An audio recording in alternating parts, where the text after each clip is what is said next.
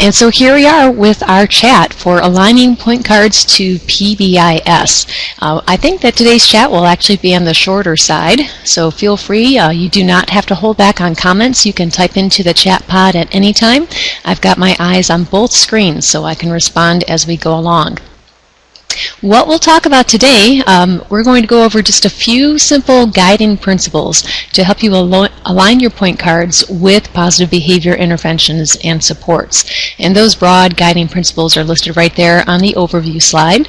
We're also at the end going to talk about a few tips for implementing point cards, some of the things that are necessary to support their use.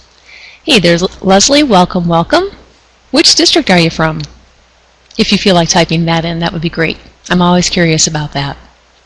But at any rate, we'll go over those guiding principles, and then we'll look at a few tips for implementation towards the end of the chat. Lee County. Welcome, Leslie. Glad you could make it. Excuse me. I apologize for the coughing. I am getting over a cold, but I'll try to keep that to a minimum.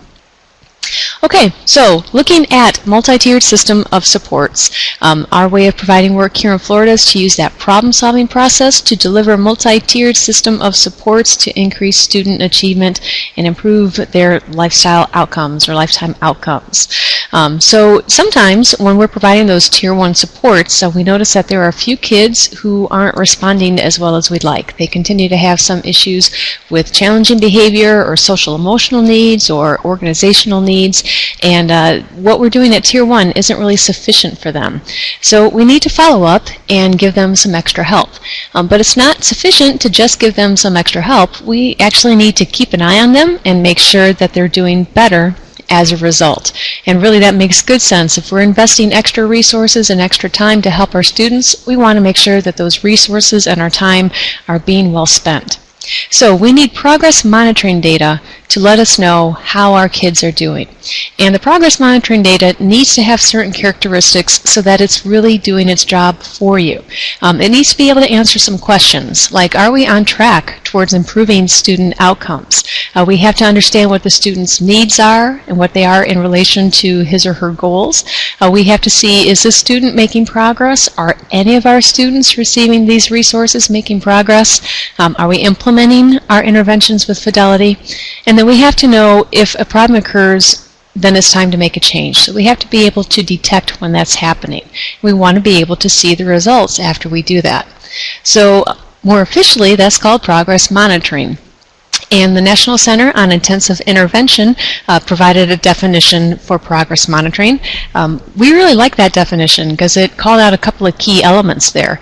It mentioned that it was repeated measurement of targeted behavior, which is good because progress monitoring once in a while doesn't give us a lot of information, especially with regard to behavior, because behavior happens all the time. So we have to monitor behavior probably a bit more frequently than we've been monitoring academics. But in addition to looking at student progress and whether they're making any improvements, we also want to be able to use our progress monitoring data for that thing that's printed in red on the slide. We want to know, are we using effective interventions with our students? So if you have heard of the myth that Tier 2 is just kind of that, it's a delay to get to Tier 3 or to special education, go ahead and type into chat if you've heard anything like that in the course of working with different schools. I notice a couple folks are typing, so I'm going to slow down and give you a chance. Yeah, you've heard it. Absolutely. Absolutely. Yep, we've heard it. We've had parent groups get very upset about it, that we're trying to delay our supports, and that's not the case at all. But I guess I can understand where that criticism might come from.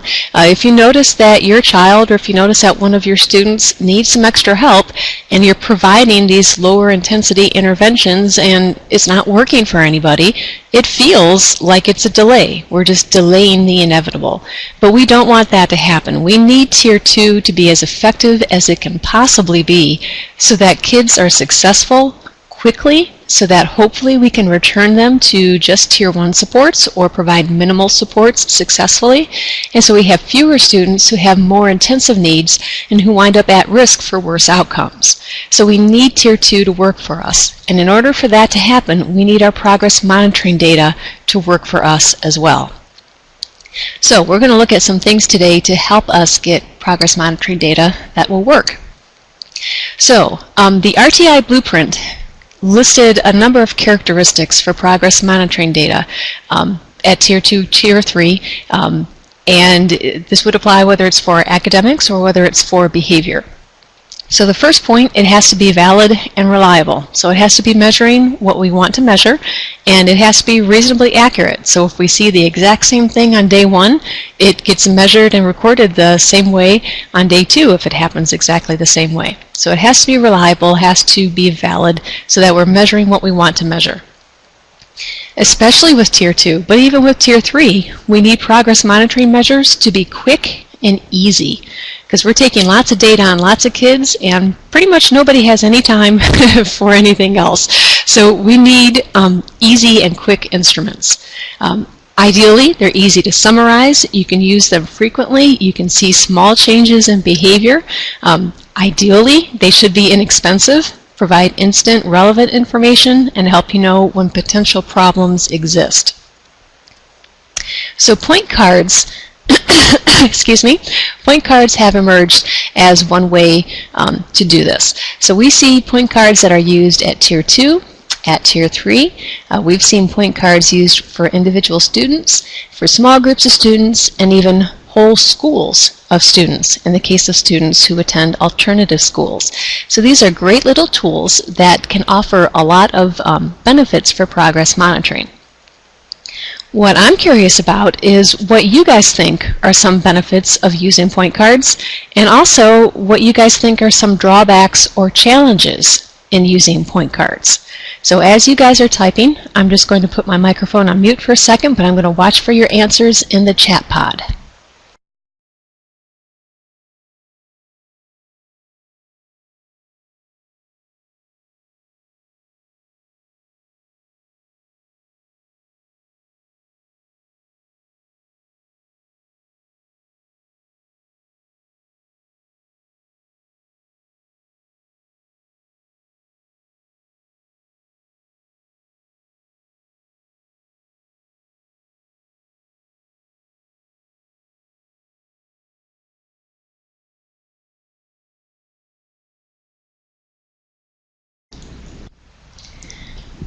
All right, I'm seeing some good answers come in.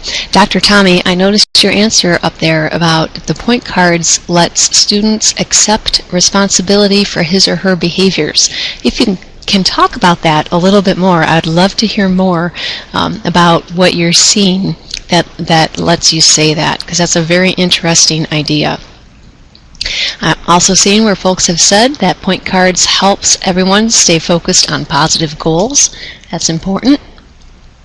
They're easy, they're simple, they can focus on positive behaviors.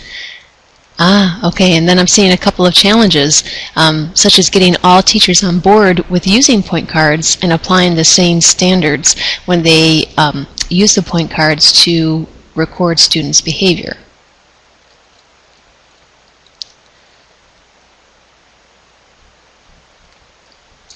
Okay, so Tammy and Deanna were saying it gives you measurable data. I'm guessing that that is a positive for using a point card, but time to manage might be a challenge. That's how I'm going to interpret that answer. Let me know if I'm off base.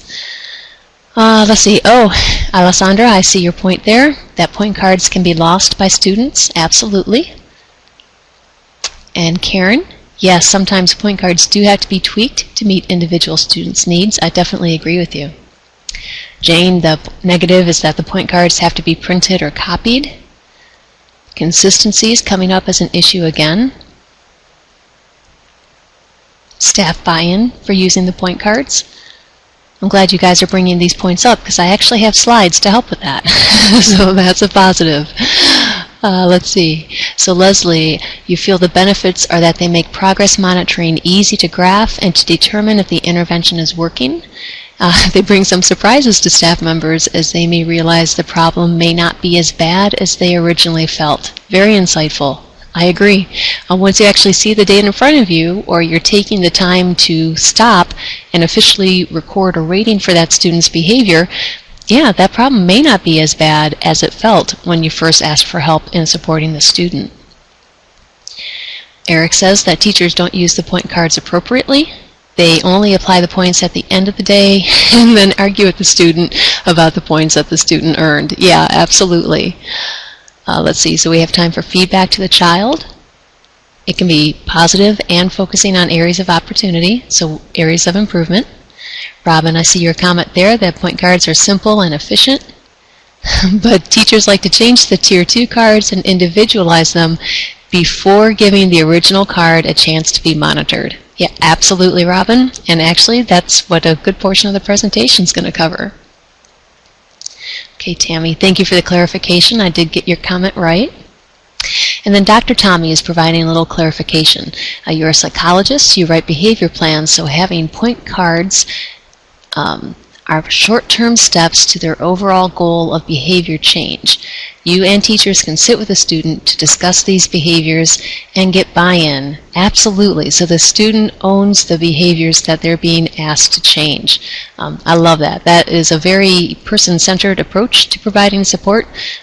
Good way to get students thinking about their overall life goals. Okay, Karen, sometimes kids don't want to carry the card, but they can be easy for students to understand, and it's easy to share progress with parents. You guys had a really comprehensive bit of feedback there. So yes, I definitely agree with your comments, and I think that some of the content we're going to cover in the next slides will address some of those challenges in particular. Okay, you guys can keep typing, but I'm going to go ahead and advance the slide. Yes, Karen, it definitely gives you some data. So when our staff thought about some of the benefits of point cards, we came up with a lot of those same ideas.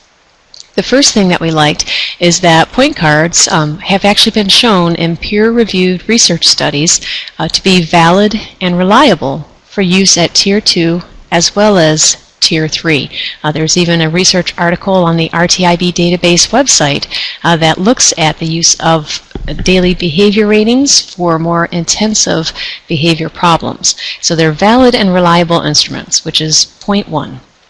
They can be efficient, they are very flexible, and they're a great tool to enhance communication and provide some additional teaching opportunities for the student. They can also be used to support the development of self-management skills, which I think Dr. Tommy was alluding to in his answer. So lots of benefits to using point cards. Some challenges that we've seen as we've worked with different districts and different schools. Point cards, particularly I think in alternative schools, they can get to be pretty complex and they can get to be pretty time-consuming to complete. So that can be a challenge. It's difficult to balance the need to provide feedback and structure for a student with being efficient in recording their ratings for the day. We've also seen and heard where point cards can be used punitively instead of opportunities to obtain positive feedback and work towards positive goals. They can sometimes be used as a way of taking away opportunities, more of a punishment. Point cards can also be very difficult or time-consuming to graph, and many times they're implemented in isolation of the Tier 1 system. And what that means is many times we see point cards and the school-wide expectations are nowhere to be found on there, which makes it difficult to utilize the resources that are already in place through Tier 1. So although they have a lot of benefits, they also have some challenges to address, which you guys already alluded to in your responses. So when you encounter situations where there's a practice that's highly recommended or highly desired, but it also presents a lot of challenges to get it implemented, a lot of times it can help to take a step back and look at the systems that support the implementation of that particular practice. Now with database problem solving, there are a few components to that. We need to have systems around data collection, data entry, data analysis, and decision making. And within each of those areas, there are different components of the practice that can either work for or work against the use of the practice.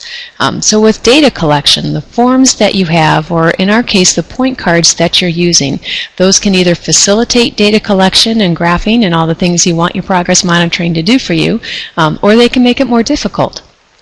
Training is always an issue, whether it's for the person designing the card or the people implementing the card. And then follow-up to ensure that those cards are being completed as designed. Those are all practices and procedures that support good data collection. With data entry, we have the procedures for collecting the data, scheduling of when to enter it. With data analysis, we have technology systems that can be a barrier, expertise or ongoing development of expertise that can be challenging, as scheduling again comes up as an issue.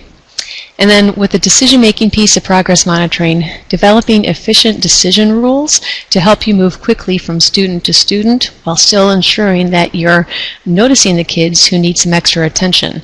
That can be challenging. Expertise comes up again, and communication between the problem-solving team and the rest of the faculty and families. Those can all support effective decision-making. So that's a lot of components. It's a lot of different pieces to help your school engage in effective database problem solving. What we're focusing on today, though, is just that first piece with the data collection, the forms, the training, and follow-up so that you can have good data to make your decisions with. So the very first question to consider is you're monitoring the progress of students who are receiving supplemental or intensive supports. And you want to ask yourself the question, what exactly are you monitoring your progress towards? So we know that individual students will have some individual goals, but those goals ideally should be tied back into your core curriculum. Because ultimately, the state of Florida wants all of their students to graduate with their peers and go on to live successful lives outside of school. And so the core curriculum was identified as the set of knowledge and skills that will help students do that. So we want students to be successful in the core curriculum. With behavior, the core curriculum are your school-wide expectations and everything that you're doing to teach, to encourage, to increase the likelihood that those expectations will be demonstrated. So your progress monitoring at Tier 2 and Tier 3 ideally will allow you and your team members to see to what degree students are demonstrating fluency in that core curriculum. So that can be challenging. That's a lot to ask, but one of the ways that we think about it is with the data collection for progress monitoring for Tier 2 and sometimes Tier 3 is that it can help if it's standardized, because that way it's a lot less to manage, and that's particularly at the beginning. As the student continues, if they need more support, you can provide more support and more specific data collection, and I'll explain what that looks like in a few slides here. So we talked, I think, about some of the specific features of your progress monitoring tool, that you should be assessing specific skills, sensitive to small increments of change, efficient, easily summarized, and ideally, number 5 here, you can compare progress across students, because that will help you determine if some of the interventions you're using are more likely to be successful with your students than others. So hopefully you can compare progress across students. So some tools that are real common are your daily point sheets, your behavior report cards, and sometimes checklists. But we're going to look at those behavior report cards or point sheets. Excuse me. So with principle number 1, our first principle is to start simple. I just mentioned that those point cards ideally are standardized, particularly at the beginning. So really, that makes it a lot easier for your team to move forward. It makes training your staff a lot easier because they're familiar with the format of the card. It also makes teaching students how to use the cards a little bit easier because we're all using the same thing, and sometimes kids can even help each other out in understanding some of the ins and outs of the cards. Keep in mind, starting simple. The purpose of point cards, number 1, is to get data quickly. So you can see as quickly as possible, is our student improving or are they continuing to struggle? So the sooner you get that data, the sooner you get that information, the better off the student is. So if you have something simple, you can put it into place right away, then you're good to go. The point cards also help to increase focus on desired behaviors. So having a point card that provides those desired behaviors can be helpful with that. The point cards also establish a process for providing regular feedback, providing more instructional opportunities for the student, and as you guys mentioned before in the chat pod, it's a great way to increase communication between teachers and students, between teachers and family, support staff, students and family, etc., etc. So all of these points, I think, probably makes sense in terms of a regular school implementing a Tier 2 intervention. Kid gets nominated as needing some additional support. We plug them in, get that data right away, increase those opportunities for feedback and instruction, increase communication. It's a real good thing. But a lot of times we get a little bit of pushback from folks who work in alternative schools. The argument is that students in alternative schools are all students receiving Tier 3 support. So their entire school is red. They have a red triangle for their school. Excuse me. We do acknowledge that. But at the same time, we would encourage folks in alternative schools to realize that just being at that alternative school is a particular set of interventions. So at the alternative school, you have a smaller class size, you have a higher adult to student ratio, you have a lot more structure all throughout the day, and you have a much larger focus on social and emotional skills and behavioral skills. So within that environment, just because of those factors alone, you'll have a majority of students who will be pretty successful, probably around 80%, give or take. You'll have a few students in there that maybe need a little bit of extra support, but not a ton. And then you'll also have just a few students in that environment who might need even more intensive support than what's provided by that alternative environment. So starting simple with your point cards in center schools is definitely doable. It's very possible that just with the different environmental conditions that you see on the slide here, just because of these different interventions here, the students are more likely to be successful. And so you can start progress monitoring in this environment with something that's pretty simple and pretty easy to do. So what we're suggesting is that the point cards we're about to share will be applicable regardless of your setting. Okay, so how do we start simple? Well, first of all, we want to utilize those school-wide expectations. So we do have some folks who use point cards that talk to us about different kinds of assistance that may not have school-wide expectations in place. But what we're talking about with those are 3 to 5 broad expectations for behavior. Now, if your school implements school-wide PBS, then those 3 to 5 broad expectations will be posted all over the school. They'll be referenced on a regular basis, and all of those become prompts for the student to engage in the behaviors that you're monitoring.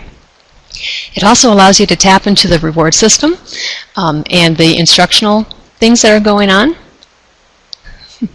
Tracy, I just saw your message. Thank you. I'm okay in here. So then basically utilizing those school-wide expectations, you can utilize your Tier 1 system. It also allows you to use the same point card across interventions and across settings. So whether the student is in the anger management group or whether the student is in the social skills group, they're all working to demonstrate the school-wide expectations. And so if we're monitoring that, then we can use the same point card. That provides an advantage because it allows you to compare progress across students. The simple point card, it ideally will have a single, very simple rating scale, because what you're after is something that you can look at and at a glance understand what you're trying to accomplish with it. I mentioned before, it makes it very easy and efficient for teachers to complete, easy for families to understand, and even if it doesn't add up to an even 100 points, it's a built-in math opportunity for your students. So many times what we hear, a school may have a point card, and actually I think I have an example on the next slide, so I'll go ahead and show that. Here we go. So this is a really nice looking point card used in an alternative setting. And the way that the points add up is so every day the student can earn up to 100 points. And that makes it very easy for the people in the school to calculate a percentage. Now what I'm seeing on this card, it provides a lot of really good things. So we have these broad expectations: self-management, classroom skills, communication. Those are nice broad things to talk about. It also provides some very specific information about the kinds of behaviors that we'd like to see from the student. So remaining in classroom until given permission to leave, participate and work without distracting others, using words to state problems with adult assistance, and then even room for a target behavior. This is phenomenal, but then my concern would be the amount of time it takes to provide feedback to each student. What we see here as an alternative, the school-wide expectations are used as the goals for the student. Now the points on this card do not equal up to 100 points, but with 1, 2, and 3 as your simple rating scale, you can get even very young students to add those points up either for a day or for a particular period, depending how you're using the card. So what this provides is that simple rating scale. You can have your students learn how to add up their points. All of your goals are based on the school-wide expectations, so we're monitoring progress towards the core curriculum. And if you notice, this is a behavior report card that you can use once a day. So for some students, if we're starting simple and just trying to plug students in and match them up to supports as quickly as we can, get data on their progress as quickly as we can, getting data once a day is better than not getting data at all. So I mentioned before that having a single simple rating scale will allow you to compare progress across students. And so this is an example of that. This is one of the graphs that you can get from the RTIB database. It's a school level tier 2 graph. And what we see here is for every student who has a point card, their percent of daily points is displayed on the graph. So you can see quickly the students that are doing pretty well, and maybe we can see about transitioning them to tier 1 support. And we can see very quickly the students who are not doing as well and need some additional assistance. So in this particular example, good old Herbert has 146 days of data in the system, and his average is only 33% of his daily points. So very quickly, your problem-solving team at your school can see this and then pull Herbert's file to see more specifically how he is doing. Here we have a student that only has 8 days of data in the system. It's still a very low percentage of points, and because we could identify the student very quickly, we could look very quickly and see how is she doing. You can also slice that data a slightly different way, and this shows you the average percent of points earned for students enrolled in the different interventions. So for check-in, check-out, for second step, for mentoring, for social skills, all the students enrolled in that particular intervention, their points are combined so you can get an average.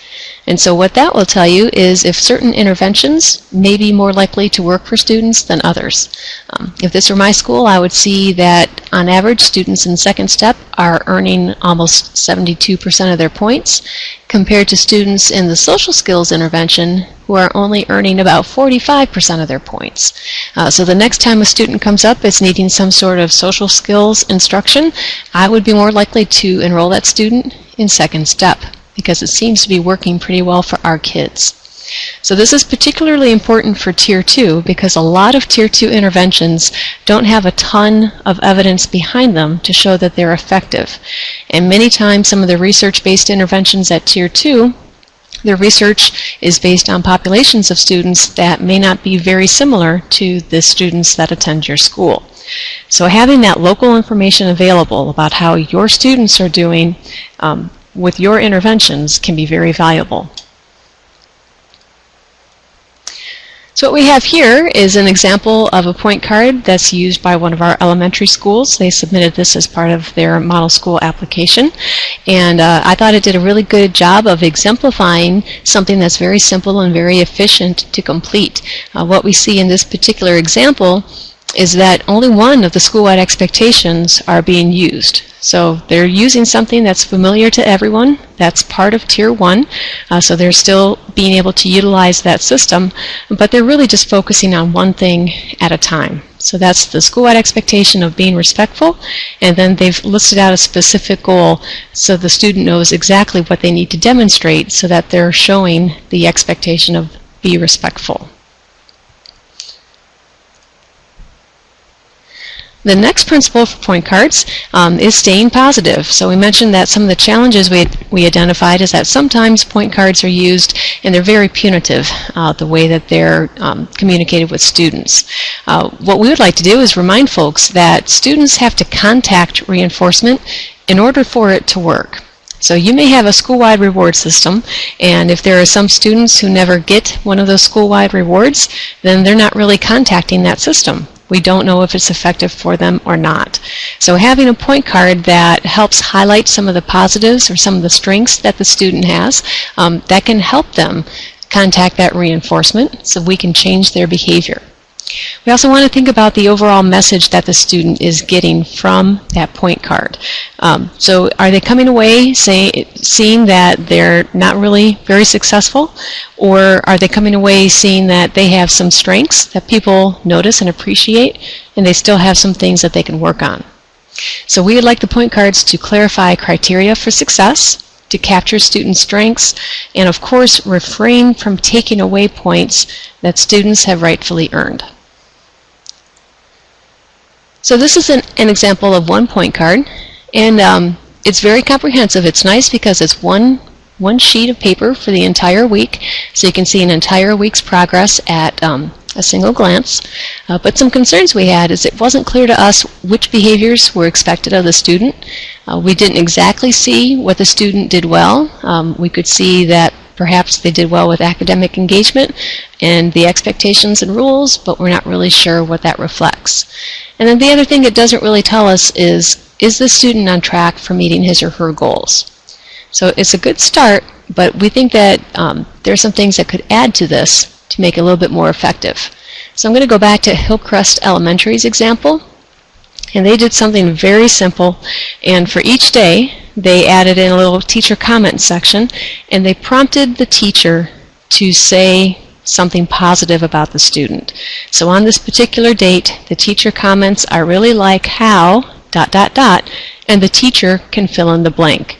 So even if the student got a 1 throughout the day on their particular behavior, the teacher is prompted to notice something positive about the student.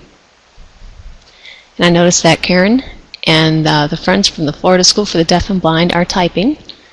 So I'm going to slow down just a little bit, but I will come back to your comment. These point cards are also available in the file share pod. And I think this one is called Hillcrest Elementary. That's right. Okay, so I see Karen's comment. We've started including that as well. So the teacher comment that says they really liked something about what the student did that day. So yes, it is kind of prompting them to make sure that they reteach the student and to make sure they're noticing the strengths that the student brings with them. So this is a nice example of how your forms, which is such a small part of your overall database decision-making system, but your forms can actually support the practices that you want to see. Thank you, Leslie.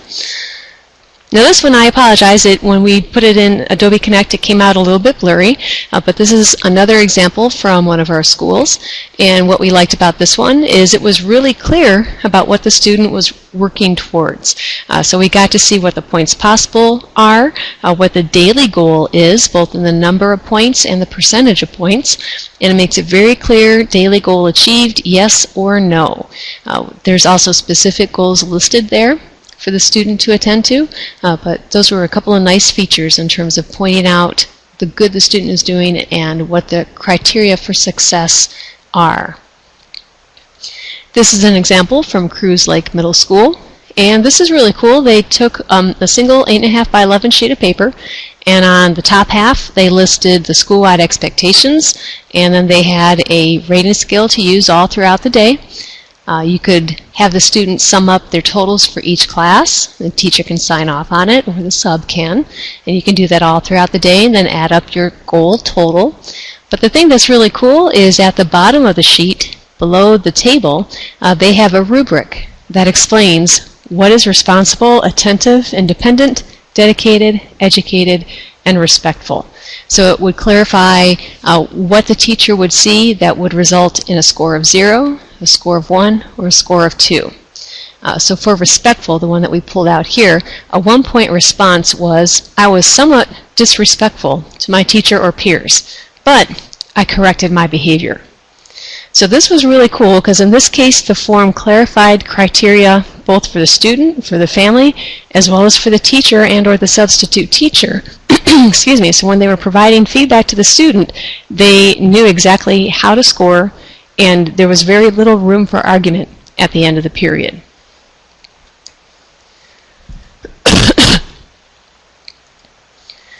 Okay. So the next principle, number 3, is to work the triangle. So we mentioned before, actually I think Robin, it was your comment, where teachers or schools will tend to insert individual specific goals or tweak the point cards before giving that standard point card a chance to really work or not. So what we're saying is basically that, is start with that simple point card. It saves a lot of time. It may be all the extra emphasis that a student needs. It's easier for your teachers, easier for your families. And if the student isn't demonstrating a positive response, and you know that the interventions are being implemented with fidelity, then you would increase the intensity of what you're doing. So sometimes that could mean increasing the intensity of the intervention, but it can also mean getting more specific with the stuff that you're tracking. So if the existing simple standard point card doesn't really work for your student, then you can make your goals more specific. And that will help increase attention to the key behaviors you want that student, excuse me, that student to demonstrate. You can also add more points to the rating scale on your standard report card. And what that will allow you to do is get more subtle variations in the student performance. So if you used to have a 1, 2, 3 scale as your introductory scale, you might increase that to a 5-point scale. So they can say, we'll try harder tomorrow. I struggled a bit, but wasn't terrible, or it was an average day, it was a pretty good day, or it was an excellent day. So you can expand that rating scale so that you can capture more subtle variations in student performance.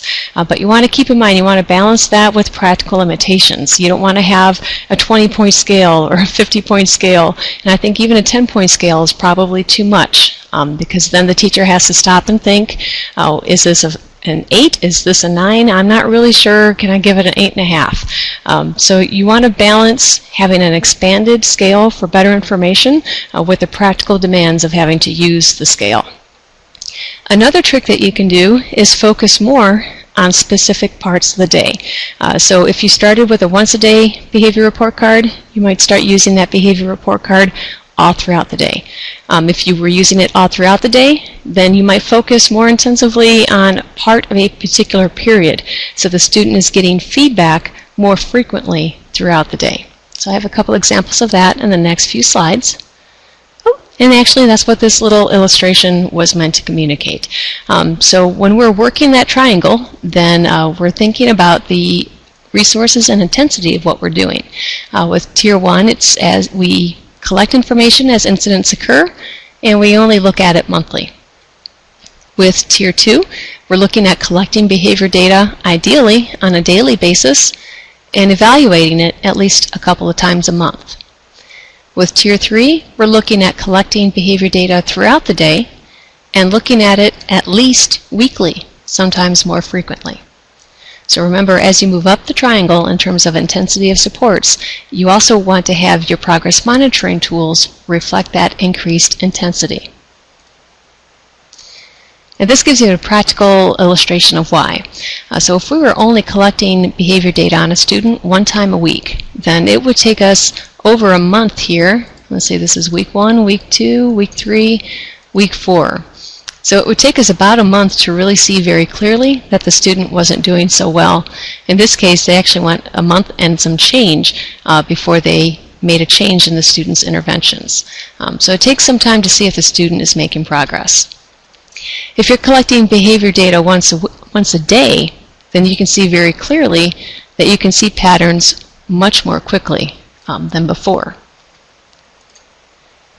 And then if we're able to collect data all throughout the day, then that will allow us to see patterns that occur within a single school day.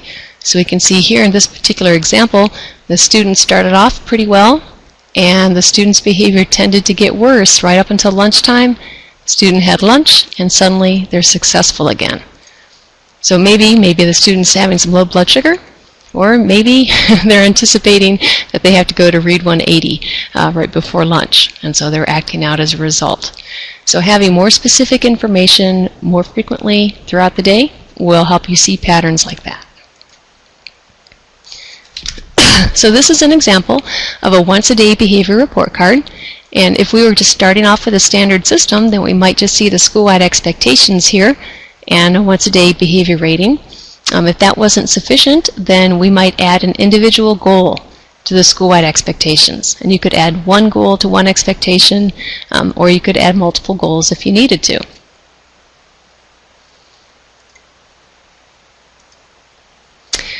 With the behavior report card, if a once-a-day behavior rating wasn't sufficient, if that didn't give us enough information, or if we couldn't see how well the student was doing, then we could start collecting that data all throughout the day. So we can use the same school-wide expectations, we can use the same goals if we need to, and we're just increasing the frequency that we're checking in with the student and giving feedback and instruction.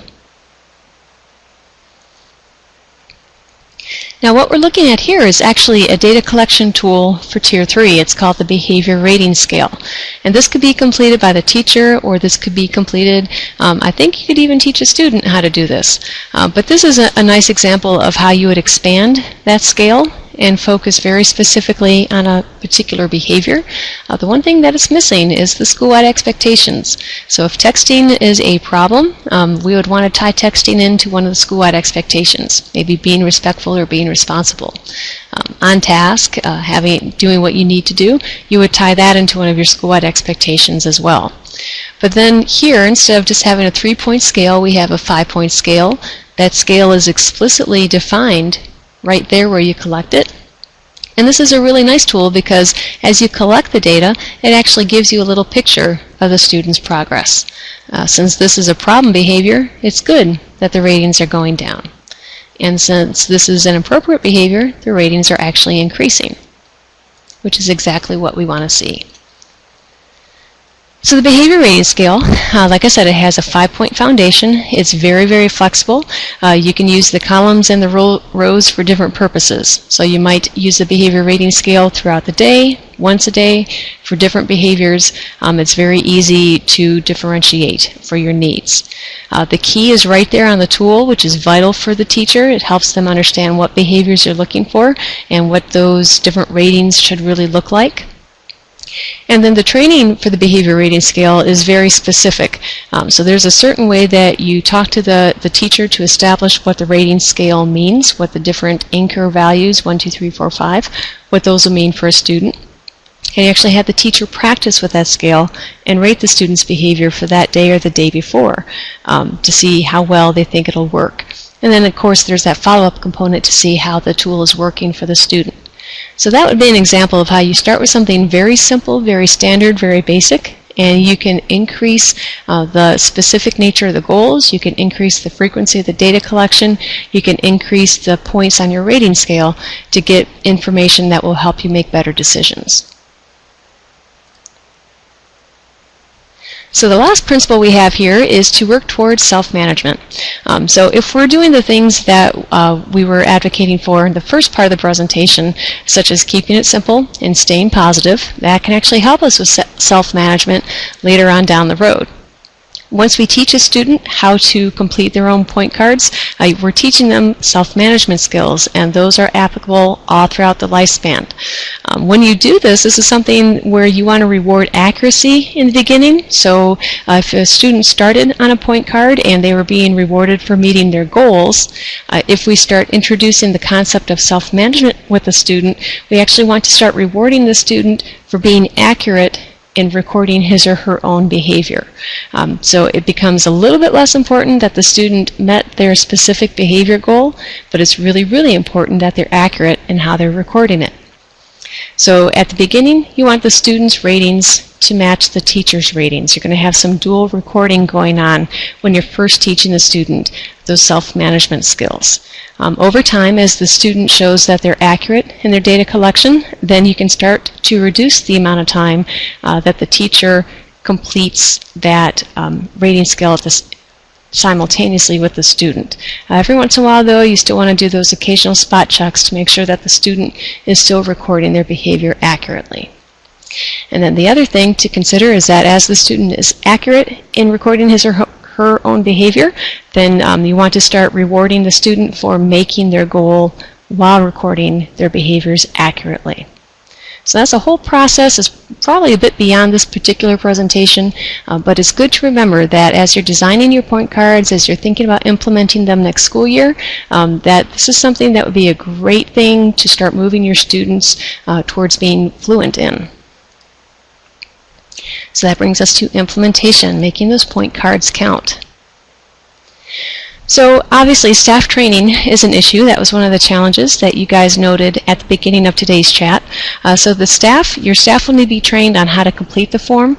They'll have to know how to provide the student with specific examples of acceptable behaviors, knowing how to provide those non-examples, providing that neutral, specific feedback if a student doesn't make his or her points.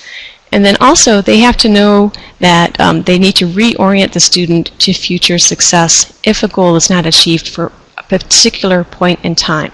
So if you equip your staff with these skills, then the amount of arguing that happens when they're providing feedback to the student, that will be greatly reduced, if not eliminated altogether.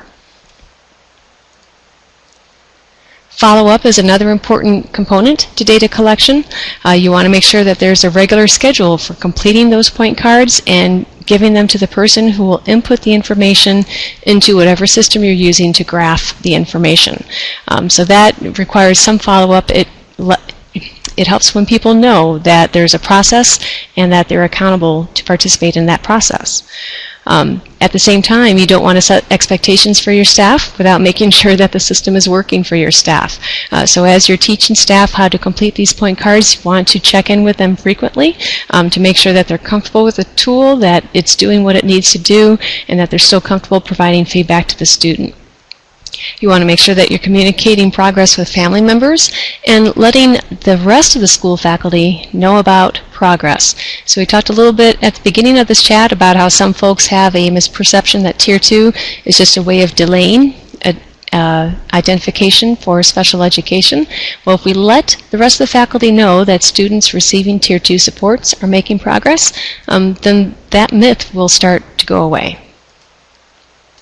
This was a nice example from one of our schools showing a weekly summary that the school would send home with the student so the family members could see at a glance what their child was working on, what they're likely to earn, and they can see for the entire month what progress looked like.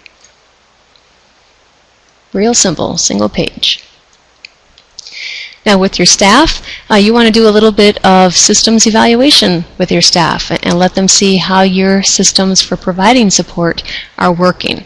So some things that you would share would be the percentage of students making progress, the percentage of students needing to go on to Tier 3 or special education, or other indicators of impact or progress.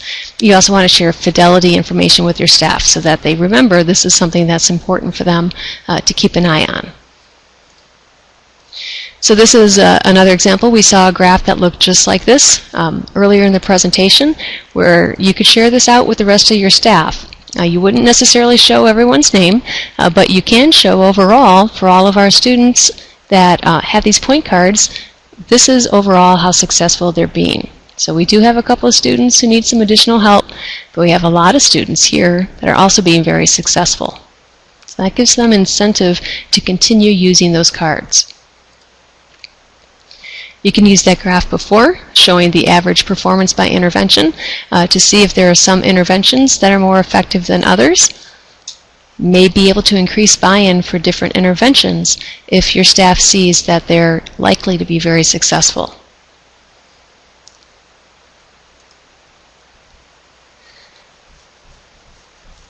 Alessandra, I saw you typing, but I noticed that it went away. So if you wanted to continue your comment, I'll keep an eye on the chat for that. But one thing that I would like to point out is that these particular measures that we're sharing, sometimes they can be time-consuming to generate. The RTIB database is a tool that's free for every public school in Florida. You can use the RTIB database just for Tier 2 or just for Tier 3. And our database support team is really excited about helping people do that successfully. So if this is something that you're interested in, then you can email our database team, and you can go to their website there to get the contact information. We actually have a tab on the website right there where that has our email address. So you can email us. Just copy your principal so that we know that we have permission to open an account for you. And usually within a day, definitely within, like if you've never used a database, if no one in your district has ever used a database, it might take a little bit longer to get it established, but always within just a couple of weeks at the most. But usually within a day or two, we can get your account open. We'll send you an email. We can schedule a time to talk, and we'll go through those little steps involved about getting names on the roster, getting your school-wide expectations in there, and setting up your monitoring system. So we're happy to do that. And Dr. Tommy, thank you for the feedback. I appreciate that. We love the system too. Okay. So Eileen, I see your question there. Can you recommend a classroom-based behavioral assessment to compare a student with their peers? And that is a great question. Off the top of my head, and I'm thinking about that peer comparison. Oh, Martha, thank you. I see that comment too. And actually, for the other PBS staff that are here on the call, if you guys want to jump in, if you know of a classroom-based assessment to compare a student with his or her peers. A lot of times you can do that with a simple rating scale. You just pick a comparison peer and you use the same rating scale on both students. The BOSS, Behavioral Observation System for Students, I think is the one that we are trained on here at USF. And I see Leslie actually jumped in here that you have one on your behavior website. They'll send it to you tomorrow. Thank you, Leslie. That's awesome. And I see a couple other comments. Cat, awesome. The BOSS. Thanks, Kat. Yeah, that is, the BOSS is a really, really great system, and it is pretty easy. You get a lot of information, and it also has a lot of flexibility in it in terms of getting peer comparison versus target student, class-wide averages, etc., etc. So in summary for today, aligning point cards with PBIS. We tried to boil that down to 4 simple principles for you. Keep it simple, stay positive, work the triangle. Whatever time you can save, if you were spending a lot of time explaining a complicated point card with a student, you may be able to use that time instead to work on building relationships with the student, providing instruction to the student, etc., etc. So if you can save time and still achieve good outcomes for your students, work that triangle and do something that's a little bit easier. And then ultimately try to move towards self-management, so teaching the student how to monitor and manage their own behavior. So there are a number of tools available on the RTIB website that's listed there on the slide. I would like to promote our next PBS Chat, which will be exactly a month from today. On Thursday, May 7th, it's going to cover positive psychology. We had a chat earlier this year covering some of the concepts behind positive psychology. That was recorded and is posted on the PBS website, so you can see part 1 by clicking on the link on the PBS website. And then on Thursday, May 7th, we'll have part 2. Also, keep your eyes on the FLPBS homepage because we will have a bonus chat during the month of May. Anna or Dr. Winokur, she is corralling some model middle schools, and she's going to help them share information about how they're implementing school-wide PBS, and they can share some of the tricks that they've discovered. And there's our contact information. So I appreciate you guys hanging in there with me, especially through the cold. I know that can be uncomfortable